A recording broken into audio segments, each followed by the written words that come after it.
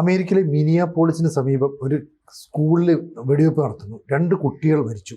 ഏതാണ്ട് 14 കുട്ടികളടക്കം 17 പേർക്ക് പരിക്ക്.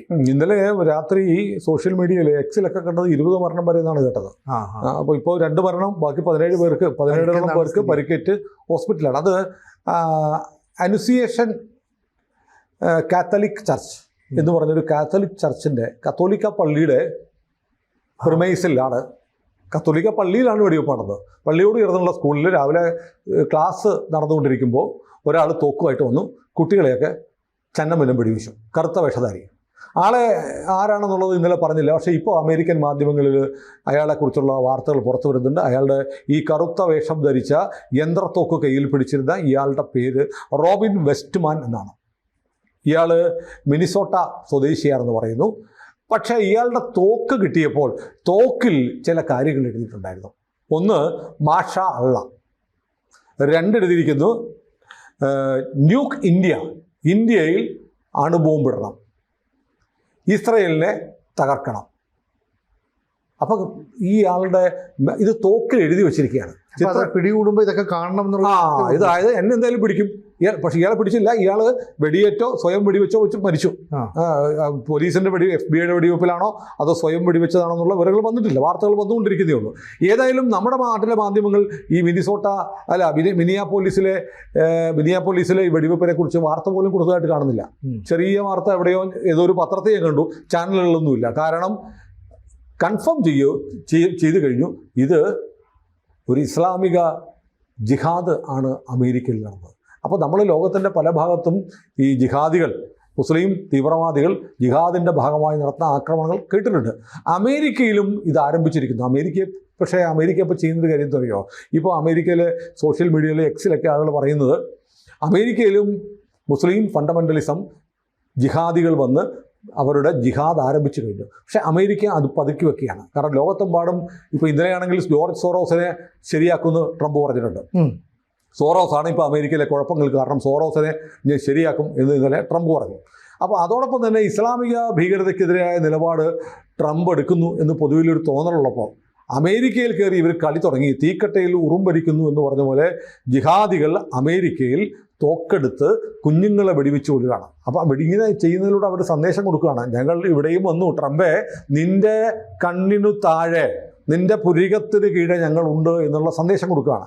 പക്ഷേ അതിലൂടെ ഇപ്പം ലോകത്തെമ്പാടുമുള്ള ജിഹാദികൾ അല്ലെങ്കിൽ ഇസ്ലാമിക ഭീകര പ്രവർത്തകരുടെ ടാർഗറ്റുകളിൽ ഒന്ന് ഇന്ത്യയാണ് എന്നത് വെളിവാക്കുന്നതാണ്. ന്യൂക്ക് ഇന്ത്യ എന്ന് പറഞ്ഞാൽ ഇന്ത്യയിൽ ന്യൂക്ലിയർ ബോംബ് പ്രയോഗിക്കണം. അപ്പോൾ ശത്രുപക്ഷത്ത് ഇന്ത്യ പ്രതിഷ്ഠിക്കുകയാണ്. അപ്പോൾ നമ്മൾ ആലോചിക്കേണ്ട പ്രധാനപ്പെട്ട കാര്യമുണ്ട്. അപ്പോൾ ഈ ഇസ്ലാമിക ഭീകരവാദികളുടെ പക്കൽ ഒരു ആണവായുധം കിട്ടിയാൽ അത് അവർ പ്രയോഗിക്കുന്നത് 2 രാജ്യങ്ങളാണ്. ഒന്ന് ഇസ്രയേൽ, 2 ഇന്ത്യ. 2 വലിയ ശക്തികൾ. 2 ഇത് തോക്കിൽ എഴുതി വെച്ചിരിക്കുകയാണ്. ന്യൂക്ക് ഇന്ത്യ ആൻഡ് ഇസ്രയേലിനെ തകർക്കുക. അപ്പം ഇതിനകത്തുണ്ട് ഇസ്ലാമിസ്റ്റ് റെഡ് ഗ്രീൻ ടെററിസം എന്നാണ് അമേരിക്കയിലെ സോഷ്യൽ മീഡിയയിൽ പലരും പറയുന്നത്. അമേരിക്ക തുറന്നു പറയണം, ഇസ്ലാമിക ഭീകരവാദികൾ ചുവപ്പിൻ്റെ സഹായത്തോടെ, കമ്മ്യൂണിസ്റ്റുകാരുടെ സഹായത്തോടെ. കേരളത്തിലും അങ്ങനെയല്ലേ? ഇസ്ലാമിക തീവ്രവാദ പ്രസ്ഥാനങ്ങൾക്ക് വലിയ സഹായമാണ് കമ്മ്യൂണിസ്റ്റുകാർ. പക്ഷേ അമേരിക്കയിലും ഇത് വ്യാപകമായിരിക്കുന്നു. ഇത് അമേരിക്കൻ സർക്കാർ തുറന്നു പറയണമെന്ന് ആവശ്യപ്പെട്ട് അമേരിക്കയിലെ സാമൂഹ്യ മാധ്യമങ്ങളിലൊക്കെ വലിയ പോസ്റ്റുകൾ വരുന്നുണ്ട്. ഒരെണ്ണം നമുക്ക് കാണിക്കാം. അത്തരം അഭിപ്രായങ്ങൾ ജനങ്ങൾ പറയുന്നു. അപ്പോൾ അമേരിക്കയെ സംബന്ധിച്ചിപ്പോൾ നമ്മൾ ആലോചിക്കേണ്ടത്, അമേരിക്കയ്ക്ക് ഇത് വലിയ പ്രശ്നമൊന്നുമില്ല, അവനെ വെടിവെച്ച് വന്നു, അവൻ്റെ ഇനിയിപ്പോൾ വെടിവെച്ച് വന്നുകൊണ്ട് കൂടുതൽ തെളിവുകൾ കിട്ടാനുള്ള ഒരു സാധ്യത അടഞ്ഞു. ഏതായാലും മറ്റൊന്നുണ്ട്.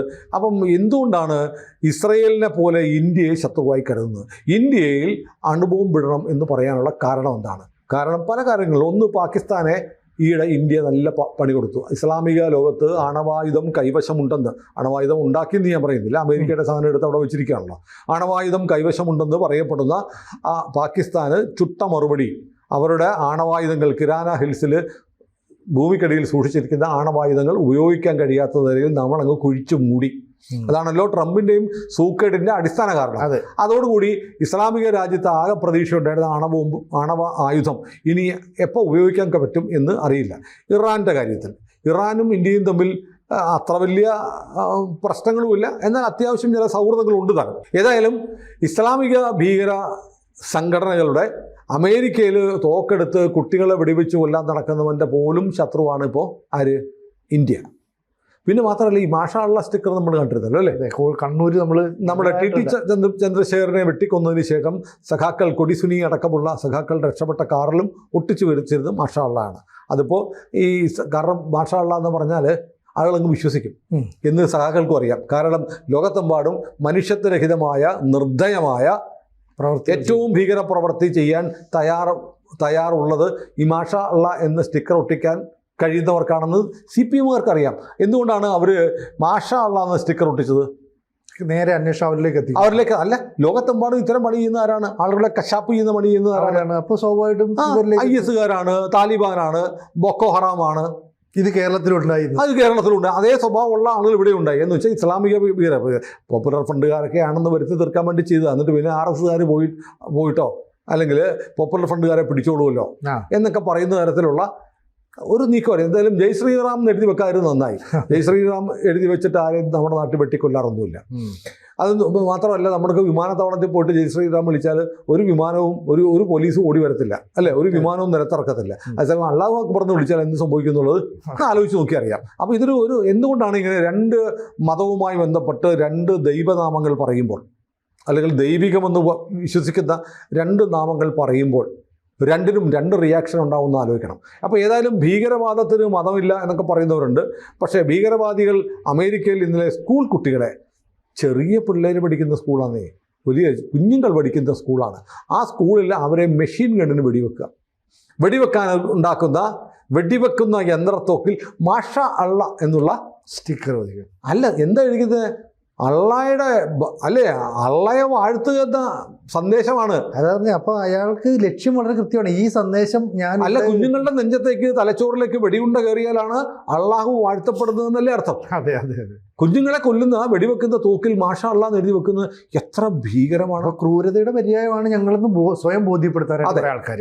അപ്പോൾ ഏതായാലും അമേരിക്കയിൽ ഈ അല്ലാഹു അക്ബർ വിളിച്ച് ബഹളം ആളുകളെ കൊല്ലുന്ന സംഘം സജീവമായിരിക്കുന്നു. പേര് റോബിൻ വെസ്റ്റ്മാൻ എന്നാണ്, പക്ഷേ കയ്യിലിരിപ്പ് മാഷാ അള്ളയുടെ ആണ്. പിന്നെ നമ്മൾ ആലോചിക്കേണ്ട ഒരു കാര്യമുണ്ട്. അവിടെ ഈ അനുസിയേഷൻ കാത്തലിക് ചർച്ചുമായി ചേർന്നുള്ള സ്കൂളിലാണ് വെടിവെപ്പ് നടന്നത്. കേരളത്തിലെ സഭ അറിഞ്ഞില്ലേ? ഒന്നും കണ്ടിട്ടില്ല. ഒരു ബിഷപ്പ് കൗൺസിൽ, CBCI എവിടെ? കമോൺ ഒരു പ്രതിഷേധം, ഒരു അനുശോചനം ഇല്ല. കാരണം ആ തോക്കിൽ മാഷാ അള്ളാ എന്ന് കണ്ടതുകൊണ്ട് നിങ്ങളുടെ നട്ടല്ലിക്കൂടെ ഒരു തണുപ്പരച്ച് കയറിയിട്ടുണ്ടാവും. അല്ലെങ്കിൽ ഇസ്ലാമിക ശക്തികളാണ് ലോകത്ത് ക്രൈസ്തവരുടെ ശത്രു എന്ന് സമ്മതിച്ചാൽ കേരളത്തിൽ UDF-ന് വോട്ട് കിട്ടത്തില്ല എന്ന് നിങ്ങൾ ഭയപ്പെടുന്നുണ്ടാവും. അത് ശരിക്കും ഇവർ ഈ ഛത്തീസ്ഗഡിലെ കന്യാസ്ത്രീകൾക്ക് വേണ്ടി നിലവിളിച്ചവർ,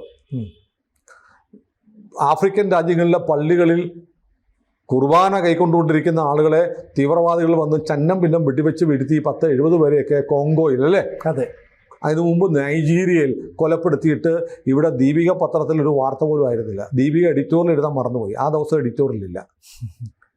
ആ ദിവസം അവർ കുരുമുളകിൻ്റെ മൂപ്പിനെ കുറിച്ച് എഡിറ്റോറിയൽ എഴുതും. ഇപ്പോൾ വീണ്ടും കത്തോലിക്ക പള്ളിയിൽ അതിനോട് ചേർന്നുള്ള സ്കൂളിൽ മാഷാ അള്ളാ എന്നുള്ള തോക്കം കൊണ്ട് വെടിവെപ്പ് നടത്തിയിരിക്കുന്നു. VD സതീശൻ കാണുന്നില്ലേ? ഹൈബി ഈഡൻ കാണുന്നില്ലേ? ഒരു അനുശോചനം, കുഞ്ഞുങ്ങളല്ലേ മരിച്ചത്, ഒരു പൂവ് വെച്ചൂടെ? അവരുടെ ആത്മാവിന് വേണ്ടി പ്രാർത്ഥിച്ചുകൂടെ? ഇല്ല, ചെയ്യത്തില്ല. എന്നറിയോ? അങ്ങനെയാണ് ഈ മുസ്ലിം തീവ്രവാദികൾ ലോകത്തെങ്ങാനും ക്രിസ്ത്യാനികളെ കൊന്നാൽ അത് വാർത്തയല്ല, ഞങ്ങൾക്കത് പ്രശ്നമില്ല. എന്നാൽ വടക്കേ ഇന്ത്യയിൽ ഒരു കാവ്യം മുണ്ടെടുത്ത ഒരു കന്യാസ്ത്രീ പോകുമ്പോൾ ഒന്ന് തുറിച്ച് നോക്കിയാൽ, ഒരു പള്ളിയിലച്ചൻ പോകുമ്പോൾ എവിടെ പോകുന്നു എന്നൊന്ന് ചോദിച്ചാൽ വലിയ പ്രശ്നമാണ്. അപ്പോൾ ഇതൊരു വലിയ ഇരട്ടത്താപ്പാട്. ഏതായാലും നിങ്ങൾ പതുക്കി വെക്കുന്ന ഇസ്ലാമിക തീവ്രവാദം ട്രംപിൻ്റെ നാട്ടിലേക്ക് എത്തിയിരിക്കുക. ട്രംപ് ഇപ്പോൾ ലോകത്തെ മുഴുവൻ മര്യാദ പഠിപ്പിക്കാൻ നടക്കുമ്പോൾ ട്രംപിൻ്റെ നാട്ടിൽ നടക്കുന്നത്, ഇപ്പോൾ ന്യൂയോർക്ക് സിറ്റിയിൽ ട്രംപ് എന്താ ചെയ്തിരിക്കുന്നത്? കേന്ദ്രസേനയെ ഇറക്കിയിരിക്കുക.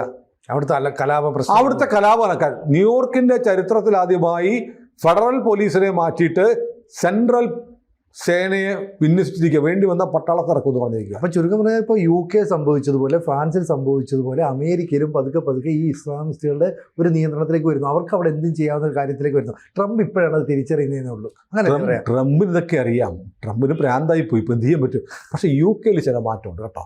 UK ഇസ്ലാമിസ്റ്റുകൾക്ക് വഴിയിൽ ഇപ്പം നല്ല അടി കിട്ടുന്നുണ്ട്. പ്രദേശവാസി നാട്ടുകാർ തല്ലുന്നുണ്ട്. കാരണം ഇപ്പോൾ ഈ നമ്മൾ പറഞ്ഞില്ലേ UK ഗ്രൂമിങ് സ്ക്വാഡുകളെ കുറിച്ച് പറഞ്ഞു. ഇപ്പോൾ അവരുടെ ചിത്രമൊക്കെ വെച്ചിട്ടുള്ള റിപ്പോർട്ടുകൾ വന്നിട്ടുണ്ട്. അതായത് UK പാർലമെൻറ്റിൽ ഒരു MP പൊട്ടിക്കരഞ്ഞു. കഴിഞ്ഞ 25 വർഷത്തിനിടയ്ക്ക് 1-2.5 ലക്ഷത്തോളം വെള്ളക്കാരികളായ പെൺകുട്ടികളെ പാകിസ്ഥാനിൽ വന്നിട്ടുള്ള മുസ്ലിങ്ങൾ മനഃപൂർവ്വം പാർക്കിൽ വെച്ച് കണ്ട ചെറിയ കുഞ്ഞുങ്ങളെ റേപ്പ് ചെയ്യുകയാണ്. അതിന് പറഞ്ഞാൽ ഗ്രൂം ചെയ്യുക, അവരെ പാകപ്പെടുത്തിയെടുക്കുക. എങ്ങനെ പാകപ്പെടുത്തിയെടുക്കുക? അവരുടെ ഐഡൻറ്റിറ്റി, ആത്മാഭിമാനം, ക്രിസ്ത്യാനിയാണെന്നുള്ള ബോധം, ബ്രിട്ടീഷുകാരനാണെന്നുള്ള ആത്മവിശ്വാസമൊക്കെ തകർത്ത് അവരെ ഒരടിമ മനസ്സിൽ, ചെറിയ കുഞ്ഞുങ്ങളെ ചെറുതിലെ റേപ്പ് ചെയ്യുമ്പോൾ അവർ തകർന്നു പോകും അല്ലേ? അങ്ങനെ നശിപ്പിക്കാൻ വേണ്ടി നടക്കുന്ന ഒരു സംഘത്തിൻ്റെ ചിത്രം ഉൾപ്പെടെയുള്ള കാര്യങ്ങൾ വന്നിട്ടുണ്ട്, റിപ്പോർട്ടുകൾ വന്നിട്ടുണ്ട്. അതിങ്ങനെ നടന്നുകൊണ്ടിരിക്കുക. എന്നിട്ട് ബ്രിട്ടീഷ് സർക്കാർ ഒന്നും ചെയ്തില്ല. ബ്രിട്ടീഷുകാർക്ക് ബ്രിട്ടനിൽ മുസ്ലിങ്ങൾക്ക് പ്രത്യേക പരിഗണനയാണ്. കാൻറ്റർബറി ആർച്ച് ബിഷപ്പാണ് ബ്രിട്ടനിലെ ഏറ്റവും ശക്തനായ ഒരു അധികാര കേന്ദ്രം എന്ന് പറയുന്നത്. പക്ഷേ ആർച്ച് ബിഷപ്പിൻ്റെ ഒക്കെ കഥ കഴിയാറായി. കാരണം ബ്രിട്ടൻ വലിയ തോതിൽ ഇസ്ലാമവൽക്കരിക്കപ്പെട്ടിരിക്കും. 17 മേയർമാർ പാകിസ്ഥാൻ ഒറിജിൻ മുസ്ലിംസാണ് UK. അപ്പോൾ ഇത് വന്നിട്ട് തംസ് നദിയുടെ തീരത്ത് ലണ്ടൻ ബ്രിഡ്ജിൽ ഒക്കെ നടു റോട്ടിലാണ് നിസ്കാരവും പ്രാർത്ഥനയും നടക്കുന്നത്. ഇത് കണ്ട് സഹികെട്ട് ബ്രിട്ടീഷുകാരൻ പ്രതികരിക്കുക. നമ്മൾ പറഞ്ഞില്ലേ, പട്ടിയും കൊണ്ട് ഞങ്ങളിവിടെ മുസ്ലിങ്ങളുണ്ട്, അതുകൊണ്ട് നീ പട്ടിയുമായിട്ട് പുറത്തിറങ്ങരുതെന്ന് ഓരോ വീടിൻ്റെ വാതിക്കെ കൊണ്ട് നോട്ടീസ് ഒട്ടിക്കുന്ന തരത്തിലേക്ക് മാറി. ബ്രിട്ടീഷുകാർക്ക് ബ്രിട്ടനിൽ ജീവിക്കാൻ ഇവർക്ക് ജസിയ കൊടുക്കേണ്ട അവസ്ഥയിലേക്ക് വന്നപ്പോൾ വഴി പോക്കരത്തരം കാണിച്ചാൽ ഇപ്പോൾ ഇടി കൊടുക്കുന്ന അവസ്ഥയിലേക്ക് കാര്യങ്ങൾ മാറിയിട്ട് അതിൻ്റെ വീഡിയോസൊക്കെ ഞാൻ കണ്ടിരുന്നു. അപ്പോൾ ഏതായാലും ട്രംപ് പറയുന്നത് പോലെയൊന്നുമല്ല കാര്യങ്ങൾ. അമേരിക്കയിലേക്ക് ജിഹാദികൾ കയറിയിരിക്കുന്നു. അവർക്ക് കുഞ്ഞുങ്ങളെന്നോ മുതിർന്നവരെന്നോ ഉള്ള ഭേദമില്ല. അത് കത്തോലിക്ക പള്ളിയിലാണെങ്കിലും അവിടെ കയറിയും വെടിവെക്കും എന്നതിൻ്റെ ഏറ്റവും വലിയ ഉദാഹരണമാണ് ഇന്നലെ മിനിയാപോലിസിൽ നടന്ന വെടിവെപ്പ്. എന്നിട്ട് അതിന് ചില ഉദാഹരണങ്ങൾ ഇന്ത്യയെ കൂടെ മുന്നിൽ നിർത്തിക്കൊണ്ട്. അതെ, അല്ല, അത് അവരുടെ ആഗോള അജണ്ടയാണല്ലോ. അതാണല്ലോ തോക്ക് എഴുതി വെക്കുന്നത്. മാഷ അള്ള എന്നെഴുതിയ, അള്ളാഹയുടെ പേരെഴുതി വെച്ച തോക്ക് കൊണ്ട് കുഞ്ഞുങ്ങളെ വെടിവെച്ച് കൊല്ലുന്ന മതവിശ്വാസം ഏതായാലും ലോകത്തിന് ഗുണമുണ്ടാക്കുന്നതല്ല. കൂടുതൽ വാർത്തകളും വിശേഷങ്ങളും നിങ്ങളിലേക്ക് എത്താൻ ABC മലയാളം സബ്സ്ക്രൈബ് ചെയ്യുക, ബെൽബട്ടനും അമർത്തുക.